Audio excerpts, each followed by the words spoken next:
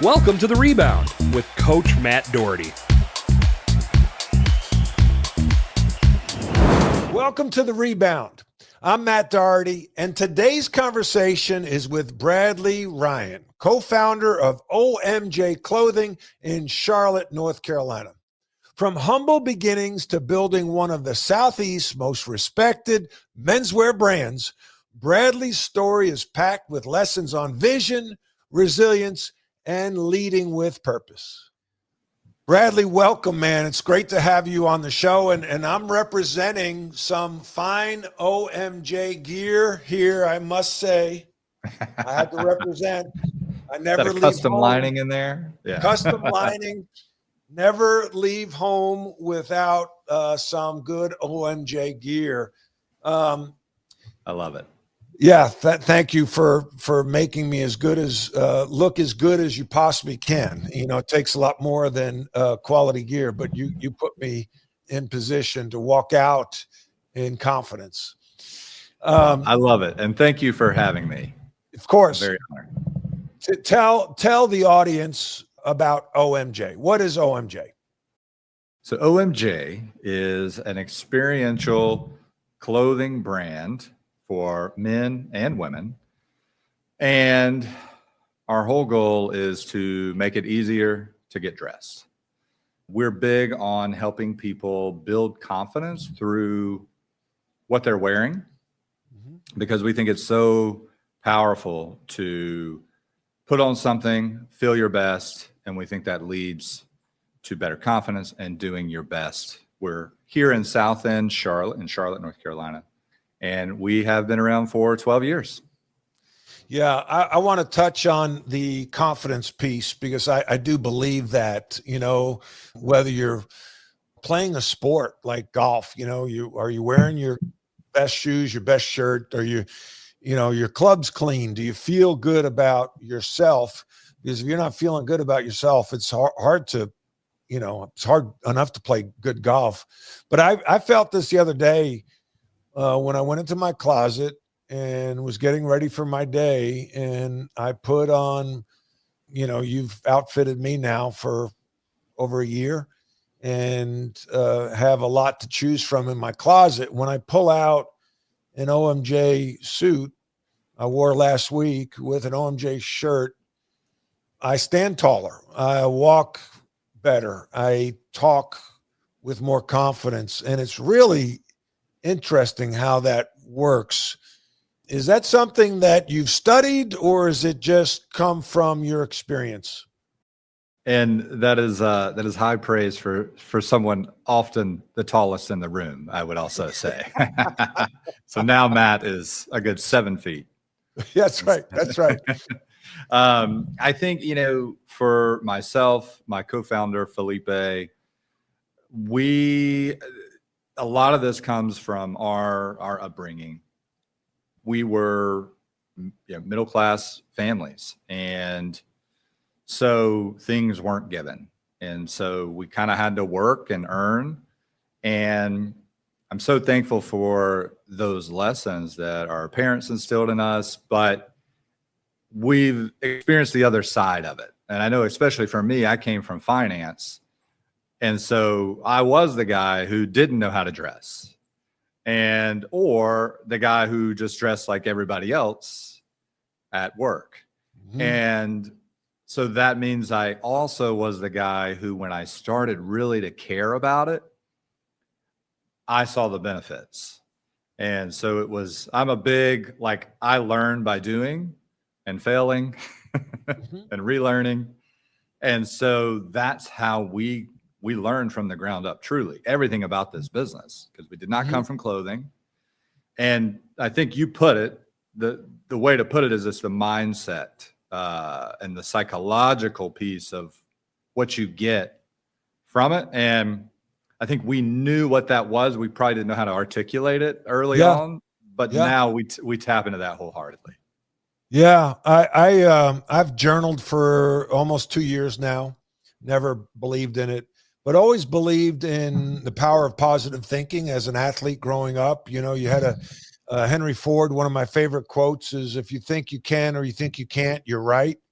And so the first person that you need to believe in you is yourself. And when you dress well, it just feels good, and that carries over to other things. Who was that person that you recognize was a dapper dresser when you were in, high school, college? Who was that first person you said, wow, that guy's sharp. He's a sharp dresser?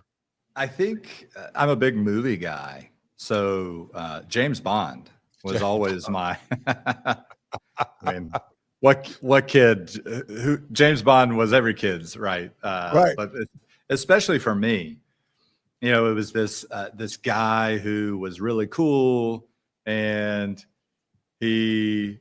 all the guys liked him, all the girls liked him. All the women liked him too. I mean, come on, right. Yeah, that's right. And it was almost like what he wore was his armor. Like I think of him in like a black tuxedo, whether this was Sean Connery or all the way to Daniel Craig now. And that character, it was, so stoic, but also well dressed and always, always on point. What was your first suit? The first time you bought a suit, and let's say it was off the rack, and then your first custom suit? So I can remember in college, my mom took me to get my first real suit, I would say. And it was a Brooks Brothers, RIP to the Made in America Brooks Brothers. But it was, I thought it was like the most amazing suit ever. I mean, and it was actually a really, really nice suit. And I just remember how I felt in that I would wear to like college formals and job interviews and stuff like that. My first custom suit was about a year before we started OMJ. I needed suits for work. I had dabbled in not custom, but pseudo custom. And I just kind of thought, well, hey, if I'm going to start a clothing company, because we weren't originally going to do suiting. We were just going to do more casual wear. But I thought if I own a clothing company, I should probably be able to figure out how to make my own suiting. And so made a lot of bad suits for myself. So the first couple did not turn out well. But then the first one that fit really well had a bright red lining inside of it. And I instantly learned, okay, maybe that's a little too much for my personality. But I remember how great I felt wearing something made for me. And to your point about feeling taller, I remember I felt I'm 6 foot. I felt like 6'5", right? Walking into work. And then the compliments started coming in. Oh, I really like that suit. Where'd you get it? And so that was actually the reason we ended up going into custom suiting, was we just saw the response and the need in the market for this thing that we could provide. OMJ Clothing is an elite men's clothing store that provides a vast array of spectacular brands of men's lifestyle apparel for every day. Elevate your business upscale casual at OMJ. Success comes from standing out. Yeah, it's so powerful. It's pretty cool.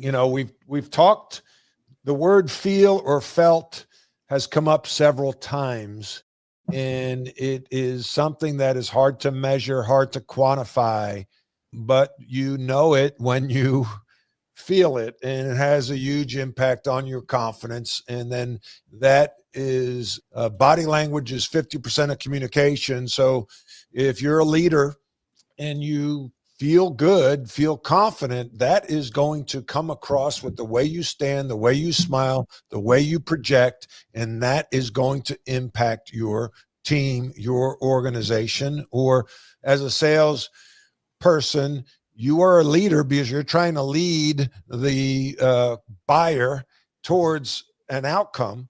And if you feel good, that is half the battle, because 50% of communication is 100%. body language. 100%. Yeah, that's 100%. cool stuff. Let's go back. You mentioned your co-founder, Felipe Ho. How did you two meet? And then, what harebrained idea was it to come up with launching a clothing store? So we met in college, which explains the harebrained idea. So that was at Appalachian State? We went to Appalachian State, right. And Felipe was this. I'm from Gastonia, North Carolina, so home of James Worthy. James Worthy, Sleepy Floyd. James Worthy. And we ended up being roommates in college as well. And Felipe, he grew up and he had kind of traveled. He's originally from Hong Kong, so I felt he was very cultured, especially from a kid from Gastonia. So he kind of took me under his wing, and showed me a little bit more of the world than Gastonia and Boone, North Carolina. But I've always kind of had this entrepreneur mindset of wanting to own something, build something. To me, it didn't really matter what it was. But Felipe had a very natural knack for clothing. Mm-hmm. And he just knew it really well. He was the guy in college everybody went to borrow stuff for dates or events or whatever it may be. And he knew all the things. So coming out of college, it was, again, this is the harebrained idea.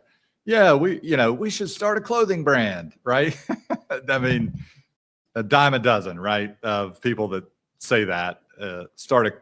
Or I'm sure at one point it was, we should start an app, or all these different things. Yeah, I had a business plan in 1989 to open up a big and tall man's clothing store in Charlotte called Matthews, and the tagline was "Stand out in style." I love it. I actually had a business plan. I think it would work today if you wanted to still start that. Perhaps a sponsor on this podcast could help you achieve this big and tall. But no, it sounds like this kind of like sexy thing, right? Mm-hmm. This business, clothing. But I think we were young. I won't say dumb, but unexperienced to think that it could actually work. But we were smart enough to say, you know what? We don't know anything. So let's go get real jobs and we can learn stuff, right? And we'll come back to it. So I went sort of the finance route. Felipe went sort of the tech route. And we came back together 5 years later and said, all right, it's time. There's a big gap. There's just not the things that we're looking for now as young professionals. All right. So you first job out of college, and what was Felipe's first job out of college? We both worked for Rubbermaid, actually. Oh. Different kind of areas of the company. He was in Richmond, Virginia. I moved up to Virginia for a little bit, and then I moved down to back to Charlotte for a job at Bank of America. And He was with Rubbermaid for many years, and then he moved on to Groupon, and then ultimately Google. Okay. So you have this idea, right? But business plans are supposed to have some research. So you see the gap, you feel the gap, but did you do the data research to have numbers to back up your instincts? We did. And, this was 2010, 11 timeframe. There was no chat GBT to do a business plan. I can assure you, and it may or may not have made a difference, but we built it from the ground up. Again, it was going to be more casual. So there was a lot of things in there around volume and wholesale. And, both Felipe and I are big, deep divers. So like if we're interested in something, we'll learn it and become experts at it. Mm-hmm. So we spent probably way too much time on a business plan, to be honest with you. And I remember I walked into a bank Wells Fargo uptown on my lunch break. You didn't walk into Bank of America? No, I wanted to keep it separate. This clothing company is going to get so big that Bank of America is going to be like, you can't work here anymore. Right. Just kidding. But I walked into Wells Fargo and said, hey, I met with a business banker, that I've got this great business plan here. And he reads through it. He's like, oh yeah, it's really nice. I can give you a business credit card for $12,000. And I said, I'll take it. And the rest is history. So we started. That's how we started it. That I love those stories, man. Like only in America, right? Oh. only in America. Yes. So that's how we started it, and we maxed that thing out many a time. Thankfully, they would raise the limit, every year or so, and then we would max that out. And but that's how we started OMJ, was a $12,000 credit card. That is so cool. All right, and a lot of sweat equity as well. you walked out of the bank, and you're probably like, "Oh my gosh, I fooled them." What did you do next? Like, did you quit your job? Did you? No. Yeah. What did you do next? So this was, again, probably like 2011, 2012. And, all the infrastructure, again, this was, so much more now you can do, and it's easy to do, and it's easy to do quickly. But we had to build a website, and we had to find suppliers, and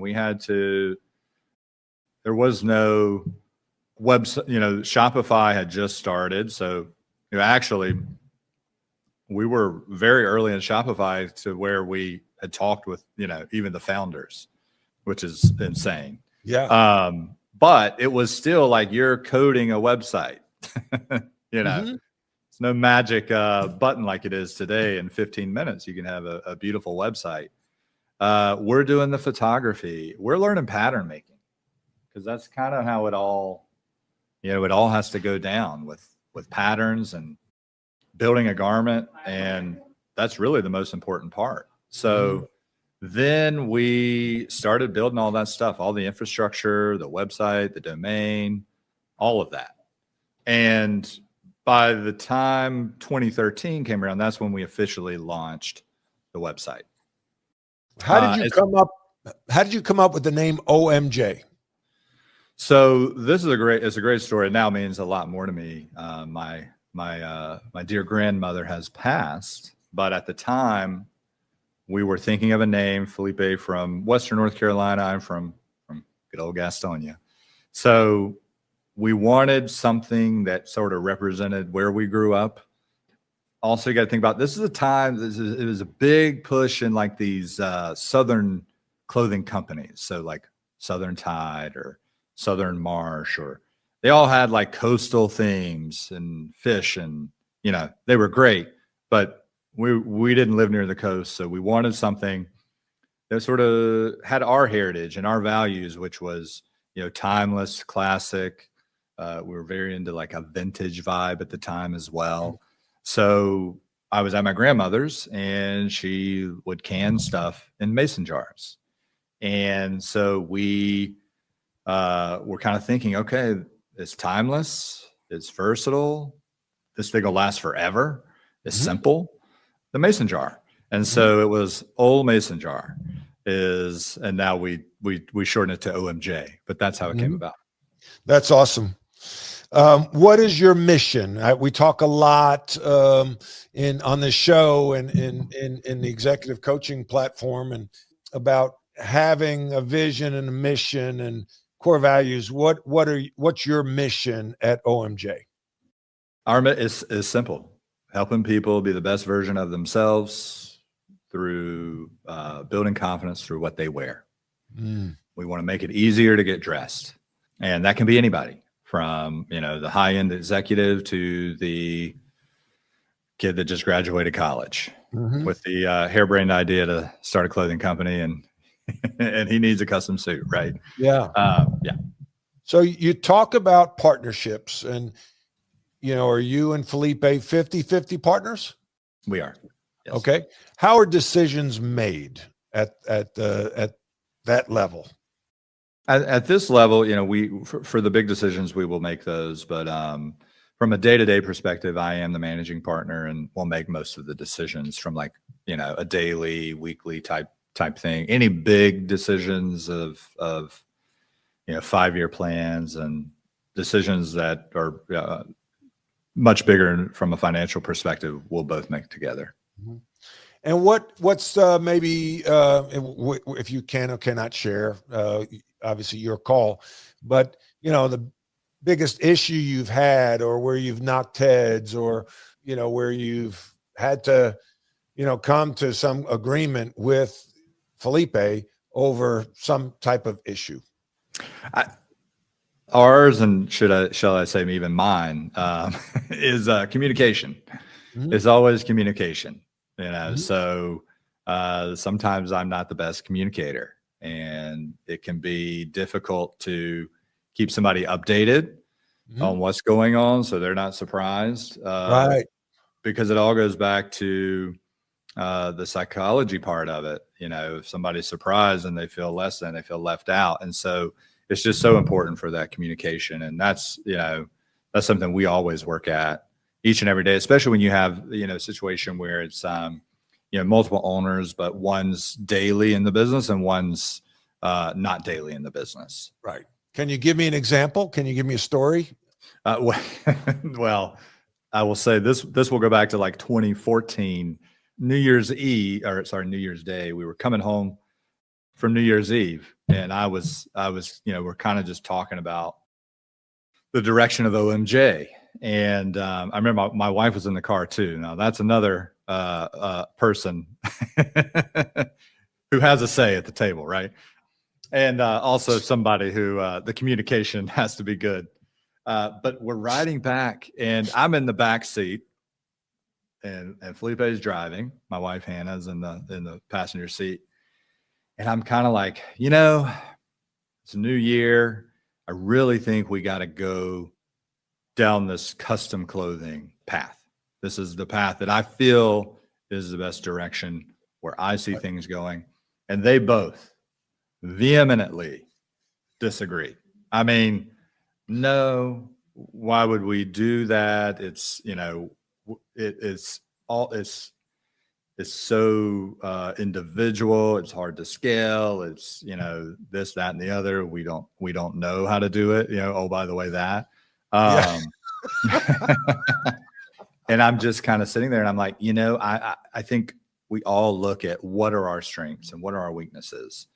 And I'll never be the CEO of a company that sells a widget that's low cost at mass scale. That'll Right. never be me. I'm just not Wow. built for that. Wow.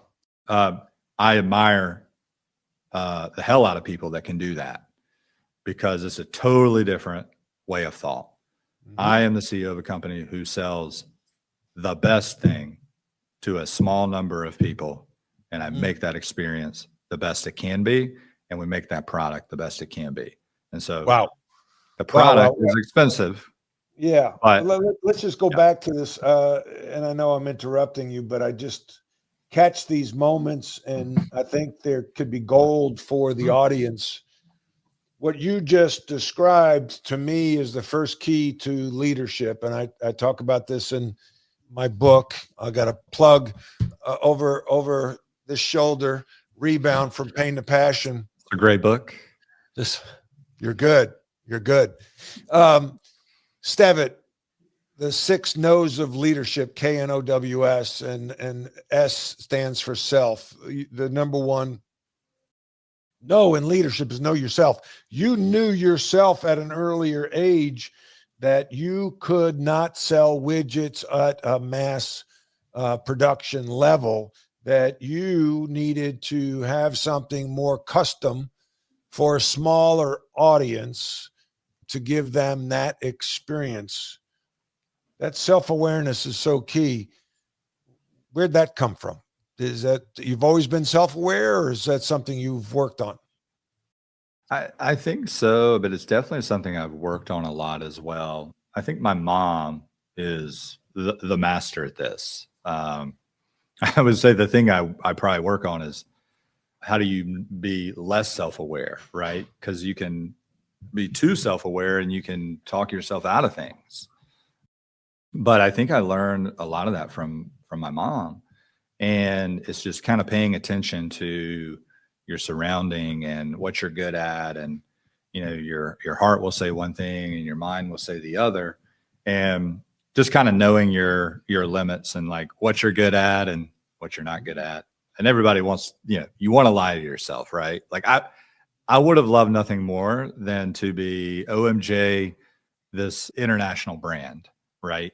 That everybody knows about. And I mean, there's an ego thing at that, right? But I just know like I couldn't actually run that company. I wouldn't have been able to run that company. So let's go back to the car ride. You're in the back seat and you come up with this idea, you're self-aware, but you face these roadblocks. One is your 50-50 business partner and the other one is your 50-50 spouse.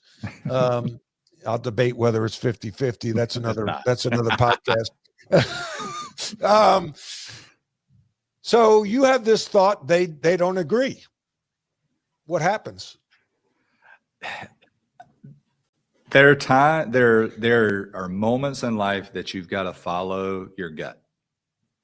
I think an advantage of being very self-aware is you tend to have a very good gut feeling on things. Like you just kind of have a good read on it. And I was just like, sorry guys, this is what we're doing. I got to put my foot down. If I am going to be the leader of this company, this is how I have to do it. Yeah. So wow, that's awesome. I love that story right there. That's what this show's all about, because everyone at some point or the other as an entrepreneur will be in a similar situation, and you trusted your gut, you put your foot down. And obviously I've gotten to know you over the last year plus, and you're such a gentleman.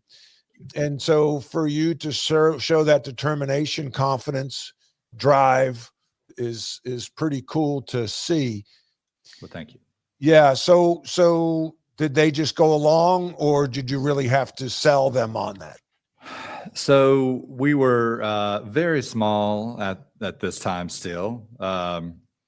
So it's not like anything really changed from a day-to-day perspective. I was still working another job at the time. And so I just started doing it and learning it.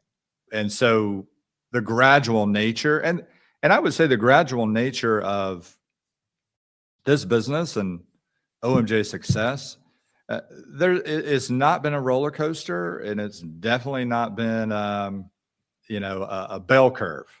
It's just been a slow and steady incline. Mm-hmm. And so nothing was disrupted, but a few months down, 6 months, a year down the road, they got on board when the numbers supported it. Mm-hmm. So, that's the other thing too. Sometimes you have decisions that it is a big decision, but it takes a long time to see the fruits of that.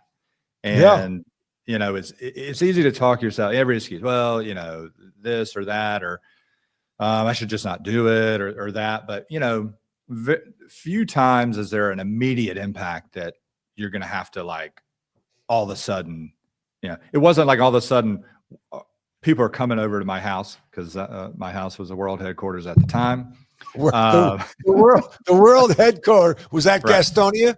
Yeah. Well, Belmont now. I'm in Belmont. So. But it wasn't like I had people coming over to my house now and disrupting anything. So I kind of just quietly learned that side of things, and we quietly grew.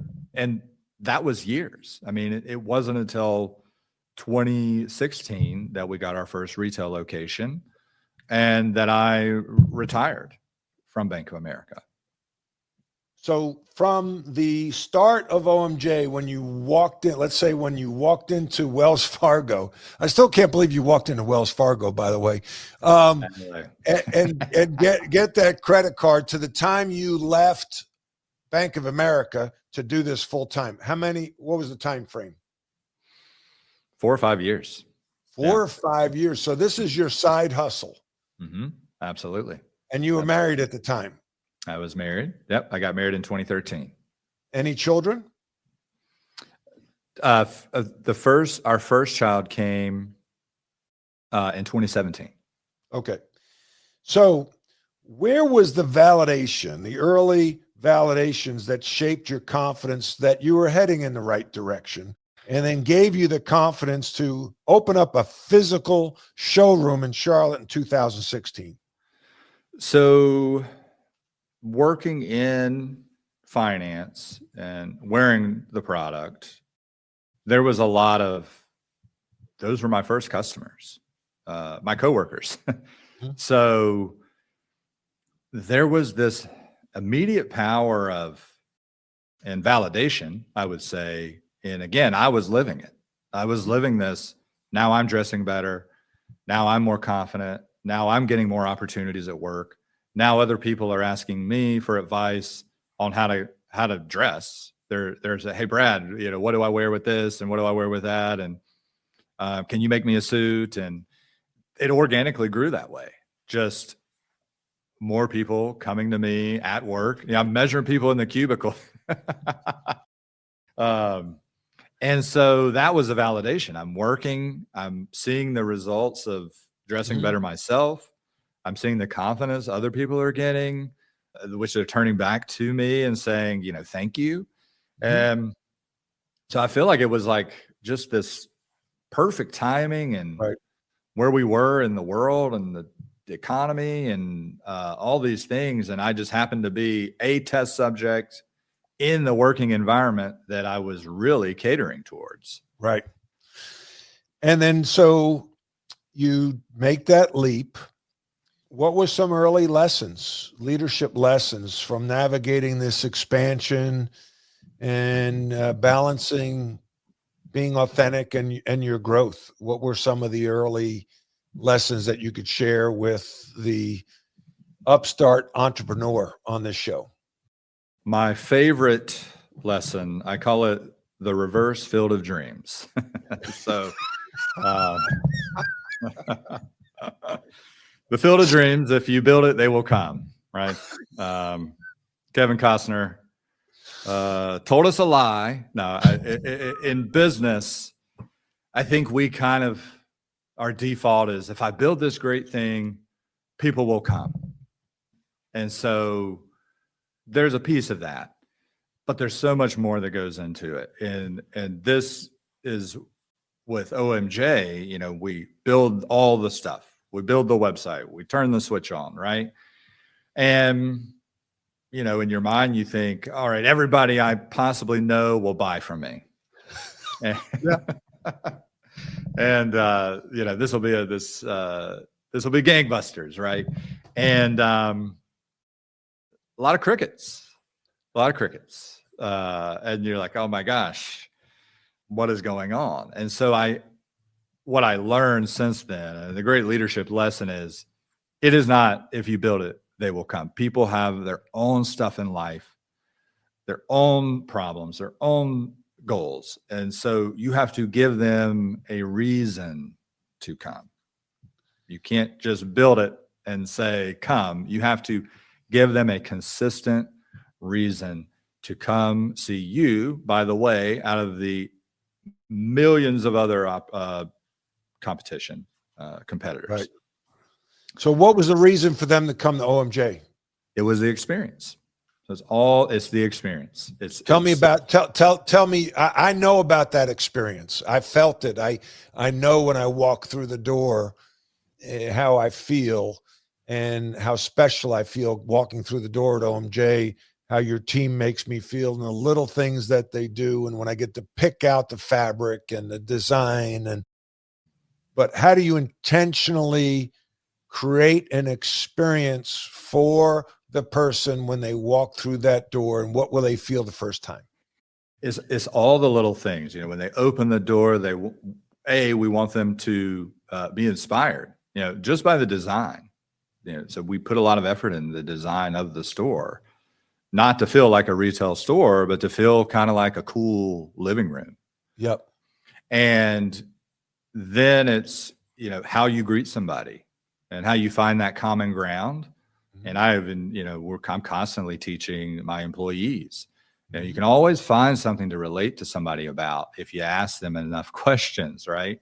And so when you start finding common ground with somebody, they open up. And then it's how you make them feel when they're in that appointment. We offer, if you like coffee, if you like sparkling water, wine, champagne.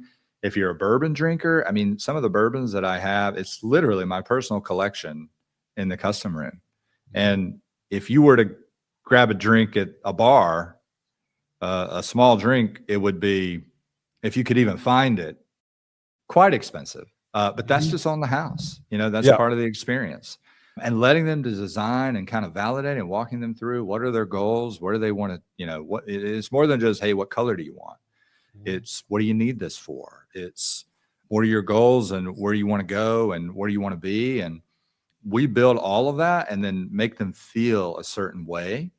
And then the biggest piece too is, you can come back in here 9 months later and say, this button came off, the seam, or I think the sleeves may be a little too long, and we're going to fix it for you. No questions asked.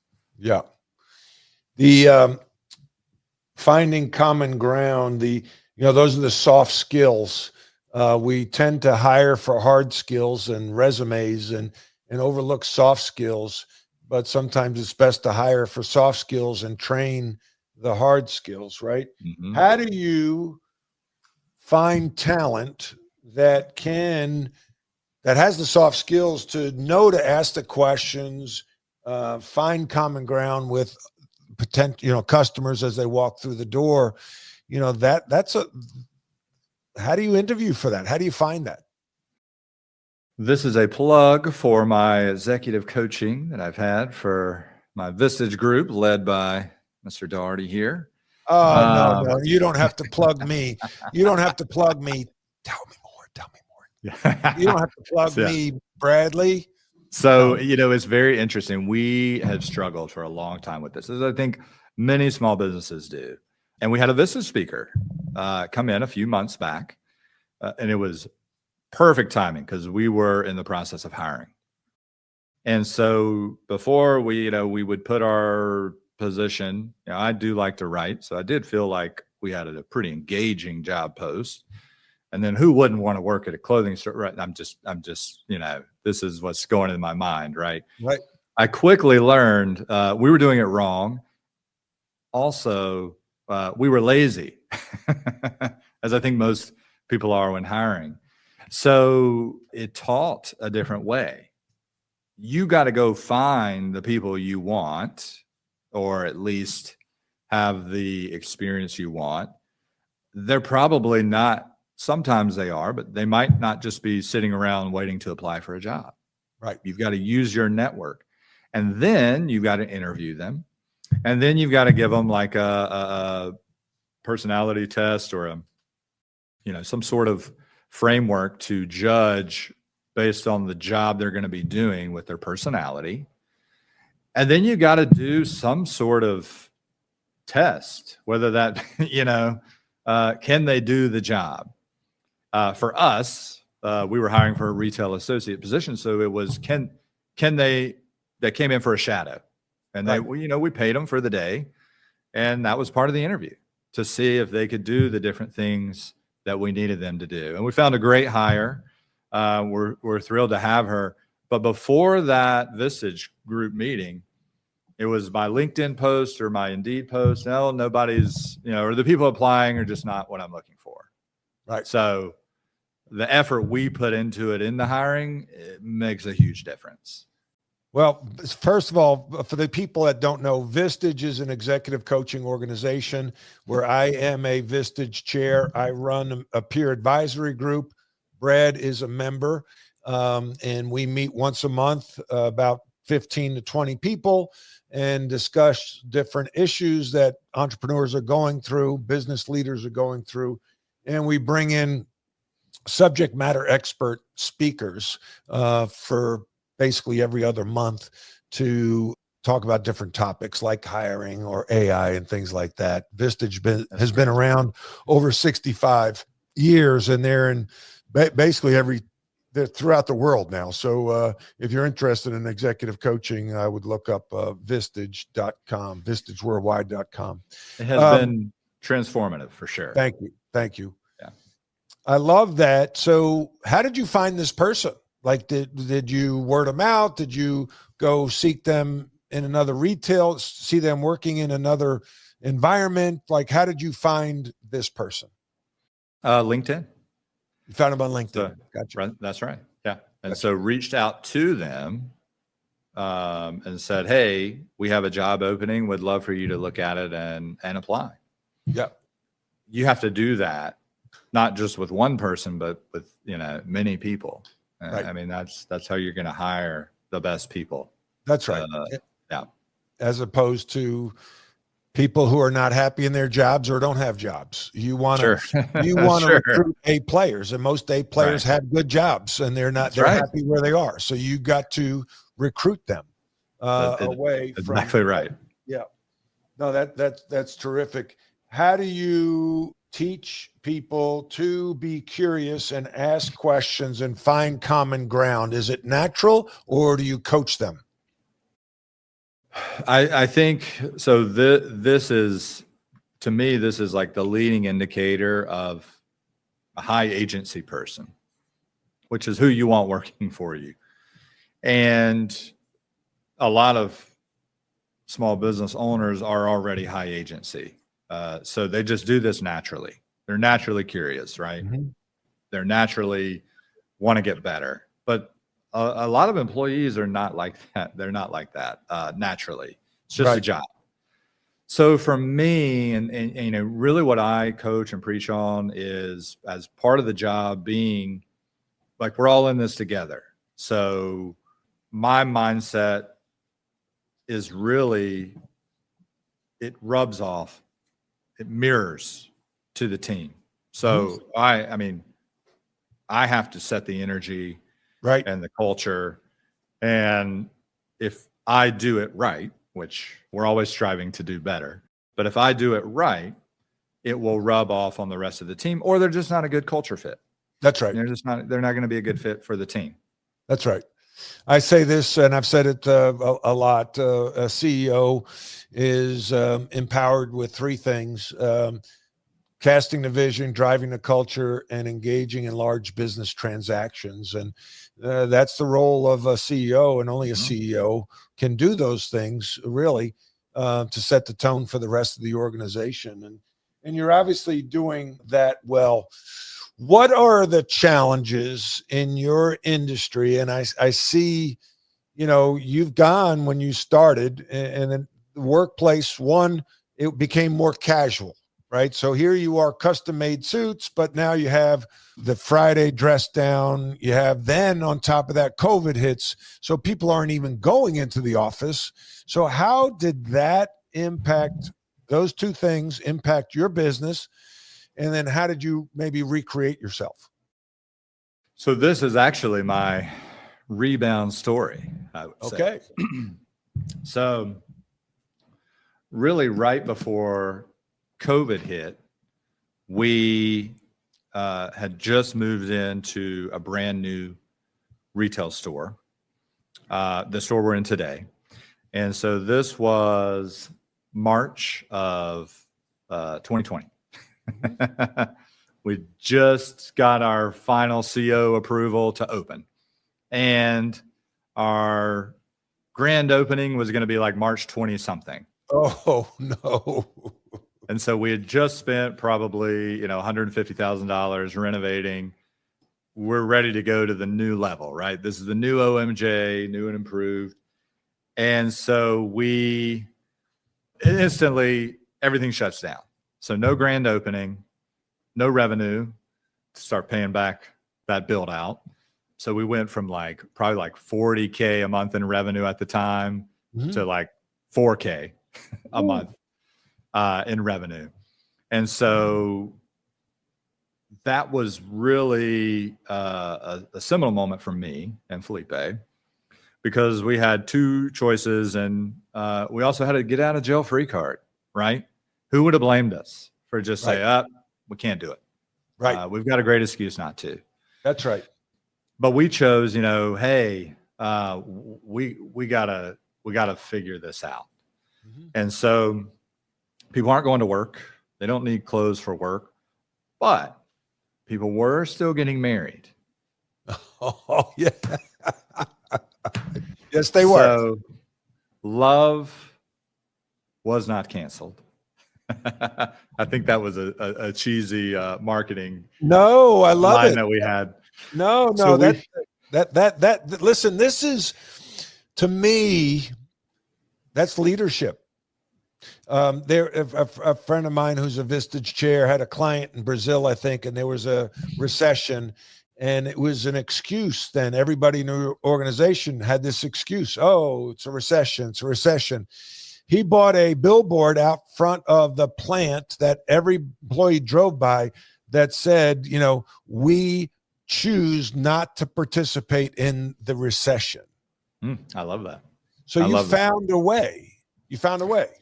And by the way, out. that's the first time I learned about OMJ was Jason Dale's wedding up in Boone, when all the groomsmen were wearing OMJ suits. That's when I first learned of OMJ.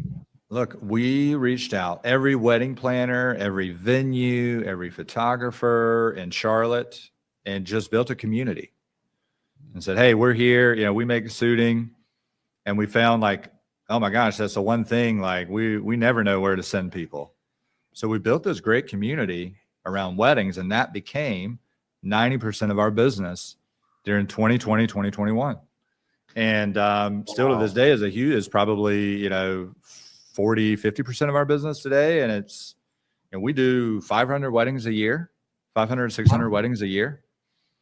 And same, because we have that community.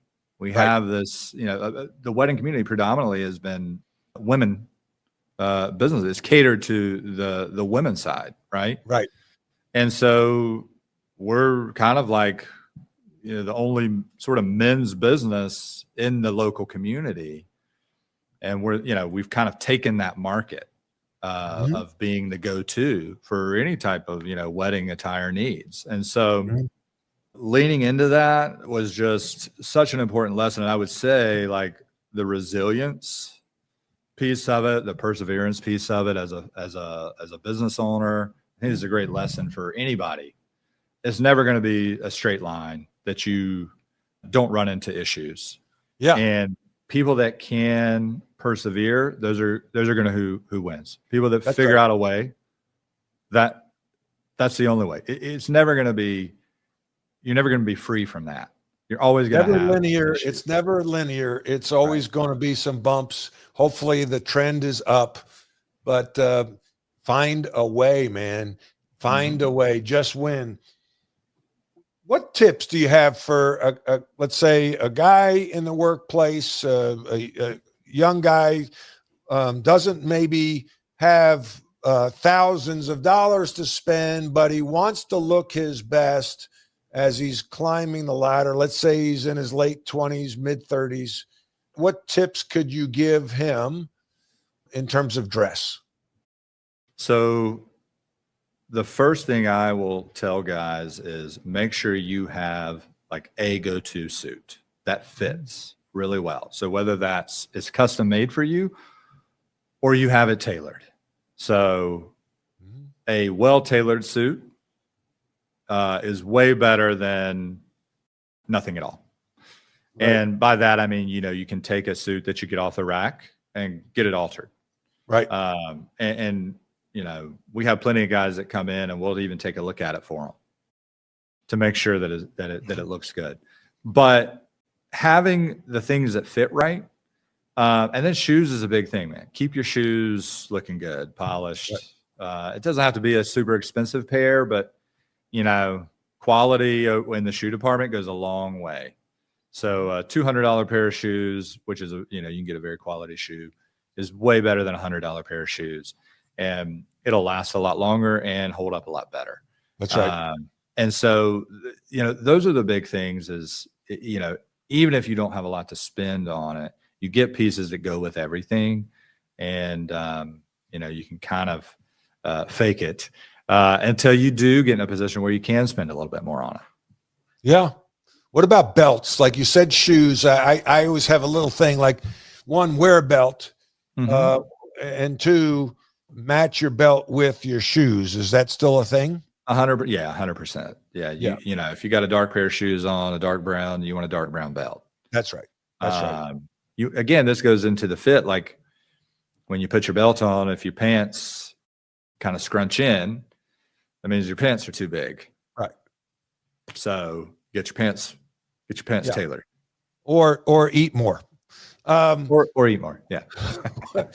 What about on the women's side? You said you have clothes for women, custom made clothes. Tell us about that lady who is late 20s, mid 30s, finding her way.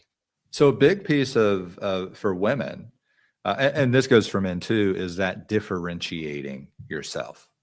So a lot of they want to not be dressed the same as everybody else. So that means they need fabrics that are different than you can find off the rack.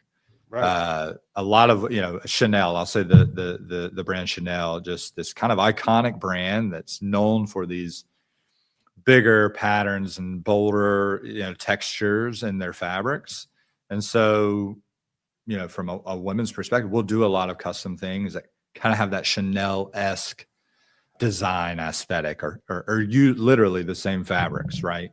And again, it sets them apart because now instead of a navy suit, they're wearing, a houndstooth with a pop of color in it, or right. Their buttonholes have a different color on the last sleeve, or, the lining is a little bit different. Right. So it just shows people, hey, I got dressed today with intention. Mm-hmm. As we wrap up our interview, and I could talk all day long. One, I love clothes. Two, I love entrepreneurs, and three, you're a lot of fun to have on the show. What would you tell your younger self?